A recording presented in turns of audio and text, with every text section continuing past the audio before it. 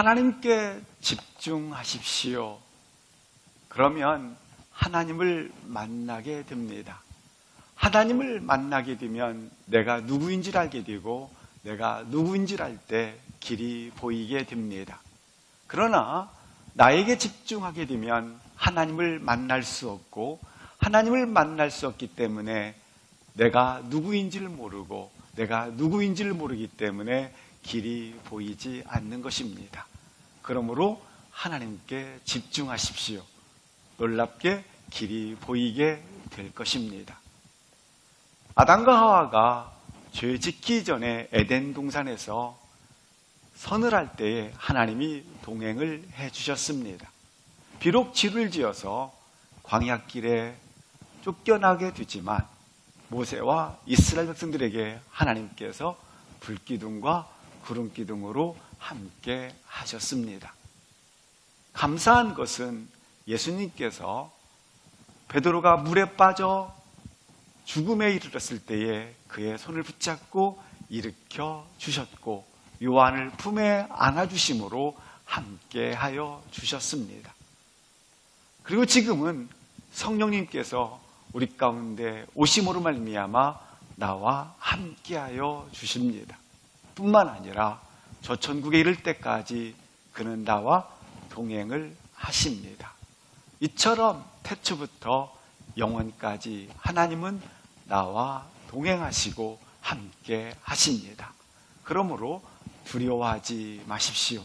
그는 여전히 나와 함께 계시기 때문에 그렇습니다.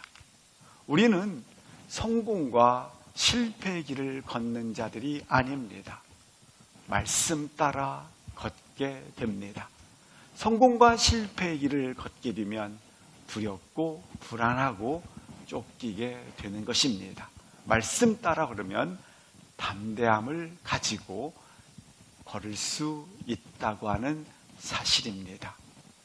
하나님이 우리에게 주신 것은 놀라운 환상, 비전, 꿈을 우리는 가지고 있습니다. 따라서 우리에게 필요한 것은 우리의 비전이 아닙니다. 하나님이 주신 환상이요, 비전이요, 꿈이라고 하는 것입니다. 하나님 주신 비전, 하나님 주신 그 꿈, 그 환상, 하나님 내게 주신 것은 놀랍게 내가 할 수 없는 것들이라고 하는 것입니다. 그 꿈, 그 기도 불가능합니다. 내가 할 수 있는 것이라면 다른 사람도 할 수 있습니다. 내가 할 수 있는 것이면 뭐가 믿음이 되겠습니까? 예컨대 마리아에게 주의 천사가 나타나서 내가 임신하리라 할 때에 마리아의 반응은 내가 남자를 알지 못하나이다라고 반문을 하게 됩니다. 아니라는 것입니다. 하나님에게는 능치 못함이 없다고 하는 것입니다. 우리에게 이런 비전이 잉태되기를 바랍니다. 우리에게 이 환상, 이 꿈이 잉태되기를 바라는 것입니다.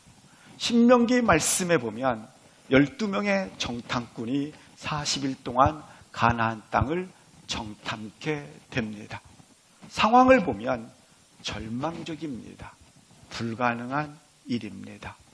그러나 여호수아와 갈렙을 통해서 놀랍게 저들을 우리 손에 붙이셨다고 말씀을 하십니다.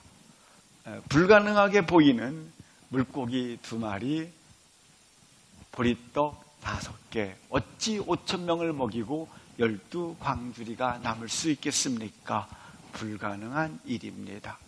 12명의 제자를 통해서 땅끝까지 복음 전해지고 열방 속에 놀랍게 하나님의 나라가 이루어지는 것을 볼 수 있는 것, 불가능한 일이 아니겠습니까? 75세의 아브라함에게 하늘의 별처럼 바다의 모래알처럼 그 자녀가 창대하리라고 말씀하고 있습니다. 불가능한 일이 아니겠습니까? 주 예수를 믿으라. 그러면 너와 내 집이 구원을 얻으리라. 어찌 이 일이 가능하겠습니까? 우리가 잘 알고 있는 출애굽기 31장 1절부터 11절 말씀에 보면 부사렐이라고 하는 성막을 지은 자가 기록되어져 있습니다. 그가 애굽에서 가지고 있는 것은 벽돌 짓는 수준의 능력을 가지고 있었습니다.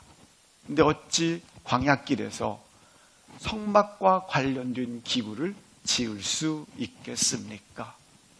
놀랍게 이 불가능한 상황 가운데 한 가지 말씀이 기록되어져 있습니다. 그것은 하나님의 영이 움직이기 시작하였더라. 하나님의 영이 임하였다라는 말씀이 되겠습니다.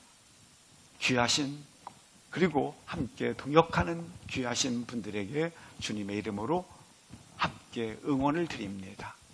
우리는 어려운 일을 만난 분들이 결코 아닙니다. 우리는 불가능한 일에 부딪혀 있습니다. 그래서 나의 힘과 능으로 되지 아니하고 오직 주의 신으로 되어진다 말씀을 하는 것입니다. 한 영혼을 세움에 있어서 어찌 가능하시겠습니까? 불가능한 일입니다. 그러나 오직 주의 신으로 되어지느니라.